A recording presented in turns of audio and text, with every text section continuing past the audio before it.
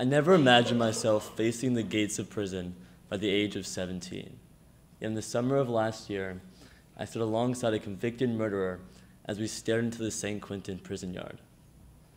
Looking at the stretch of neglected grass, my mind went blank, my vision blurred, and all my energy escaped to my tightened spine and tingling fingers. But I was not a prisoner. I was working for the Last Mile, an organization that created the first computer coding curriculum in a U.S. prison aimed to rehabilitate prisoners. I was on top of a mountain, completing the Freedom Trail, a celebratory hike and rite of passage for men who have recently been released from prison. Alongside a group of former inmates, we walked up Mount Tam, which is a very meaningful place for them because when they were inside San Quentin, they would look up from the prison yard and see this mountain. Now on the outside, they get to walk to the top of this trail and look back into the place where they once lived. I remember seeing a group of men, former inmates, look into the yard with a scope, looking to see if they could spot their friends still on the inside. They looked keenly for one friend who they knew ran laps around the track every morning around this time.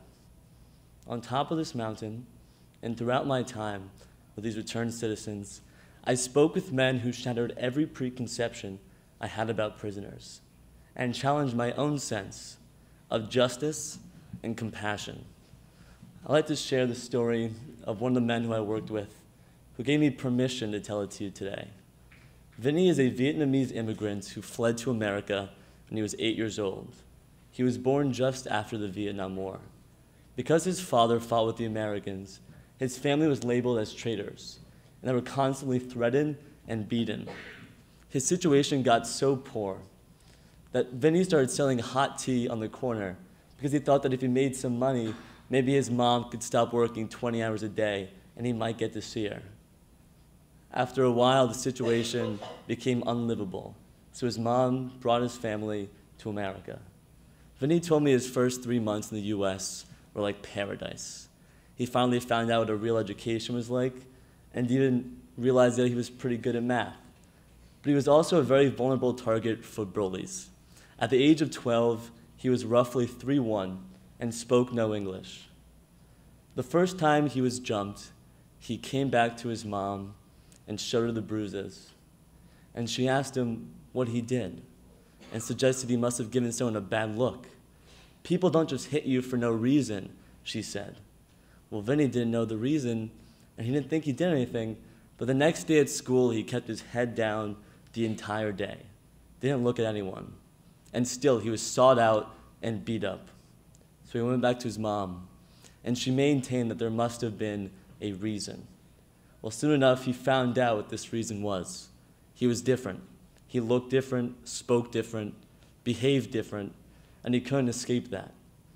Eventually, he was getting beat up so constantly that he would stop coming home to show his mother because he couldn't bear to see her cry and look at her face of hopelessness. Well, the bullying got so severe that he moved schools. Every time he walked out the door, he felt like his life was in danger. And at the new school, nothing changed. The school wouldn't help, the police wouldn't help, and a deep anger began to fester inside Vinny. He felt isolated and helpless. And did he have any help? Did he have any real outlet? Of course not. So sophomore year, he drops out of school. One day, at the age of 16, Vinny and his friend are coming back from the gym. They're hanging out in the friend's driveway. Now, Vinny's bully at the time was having a bad day. When he saw his victim, he pushed Vinny into the friend's house and started punching him. Now, this bully was a big guy. He knocked Vinny out and woke him back up with his punches. Vinny didn't know why it was happening. Then the guy left. So Vinny, lip all cut, takes off his shirt, wipes the blood off his face, turns to his friend and says, "It's okay, let it go." Then the bully comes back, this time with more aggression than the first time.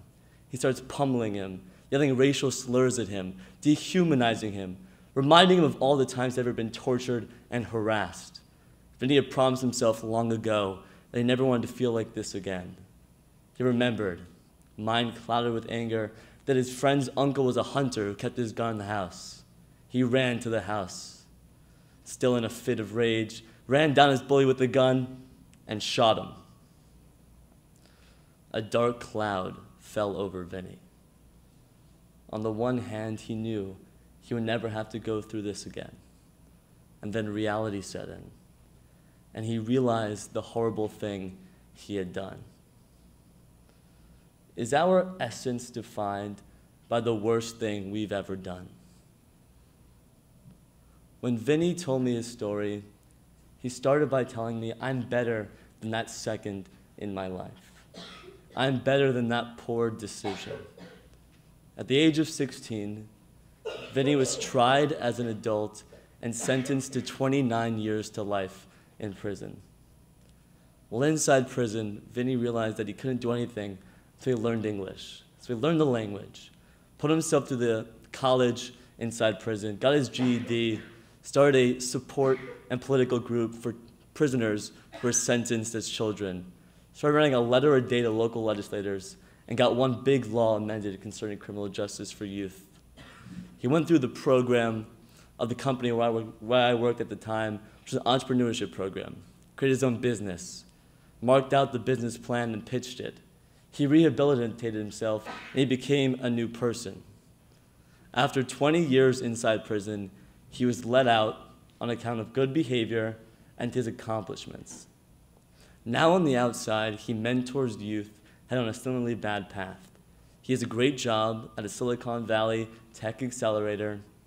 He spends time that he missed with his family, and he connects with people, sharing his story and helping anyone in any way that he can. I can't really do it justice and explain how good and kind of a person he is, how much he has to give, and how much he wants to give. One thing Vinny taught me is to judge the person, not just their history. When we reduce prisoners to their crimes or to numbers, we become insulated from the real effects on real people. By dismissing the humanity in these people, we allow ourselves to ignore the systemic problems that cause crime. In order to tackle a big issue, like mass incarceration, we must begin with fundamental compassion and a willingness not to see these prisoners as just prisoners, but as people with a story, as loved ones, family members, fathers, sons, mothers, daughters, people who matter. There's a great human potential that is being locked up, and we are doing a global disservice by neglecting to nurture it. These former prisoners have been turned away at every corner in their lives, and I, like each of you, have a choice to break this cycle. We must find and celebrate the humanity in everyone that we meet. Thank you.